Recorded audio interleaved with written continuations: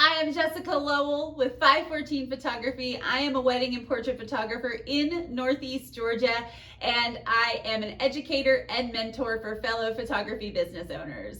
Welcome to my YouTube channel. Today I'm going to talk about things you do not want to be caught without on a wedding day. This video is going to be short and sweet, but if you want more tips from me and you want to know about new education as it's released, you want to be on my insiders list, so click the link below to get my free posing guide, and that will automatically put you within my educational community. Now, things not to get caught without on a wedding day. This is going to be short and sweet. The first thing is a backup camera.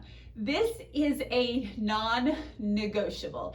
Even if you've never shot a wedding before and your friend asked you to shoot a wedding, you want to get a backup. So there are options. If you only own one camera body, you can check out Aperture Rent, or I think it's Lens Rentals. Just Google rent cameras and lenses, and there are a couple of great options. You can have a rental shipped to your house and you will be set on a wedding day.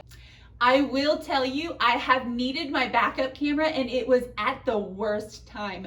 The bride was just starting her walk up the aisle. All of the wedding party was in place, the groom was in place, everybody stood up to watch the bride walk down the aisle, and my lens got an error code and would not come off of my camera body, and my camera would not do anything. And if my bag was not right there next to me, and when I say next to me, I did have to run really quick off to the side of the outdoor wedding ceremony, but I had to run and drop my other camera and pick my backup camera up. So not only do you need a backup camera somewhere nearby, you need it really nearby. It also needs to have SD cards in it ready to go, fully charged batteries, and be in manual mode and have a lens nearby also. So everything worked out great. Right as the bride was starting to walk, I thought quick on my feet. I ran to my bag, I grabbed my extra camera, threw a lens on it and turned it on because it had an SD card in it. It had two, and it was ready to go, and I didn't skip a lick. This is also why you have two photographers, because in the less than 60 seconds that took me to do, my other photographer was also taking important photos as they were happening. I barely missed 4 steps of the bride, thankfully, and everything worked out. But you do not want to get caught in a situation like that. You never know what will happen. My camera was working fine. I was able to take pictures of everybody else walking up the aisle, and then I went to go change my lens. My lens got stuck on the camera. It would not come off. It threw an error code. I turned it on, I turned it off, and I just thought quickly. I didn't have time to fool with it. I just needed to get my backup. The other thing you don't want to be caught without is some sort of light source. If you don't know anything about flash, I have a YouTube video. I'm pretty sure I labeled it Flash for Dummies. Go check that out. Watch other YouTube videos. There's lots of free education on there. But if you're scared to death of flash, at least get yourself a video light that you can either set up on your camera or on a flash stand somewhere, because there will come a time, if you're shooting weddings, you're going to walk into a room and you're going to want to vomit if you don't know what to do with light, or without, I should say, extra light. So you definitely want some kind of extra light source.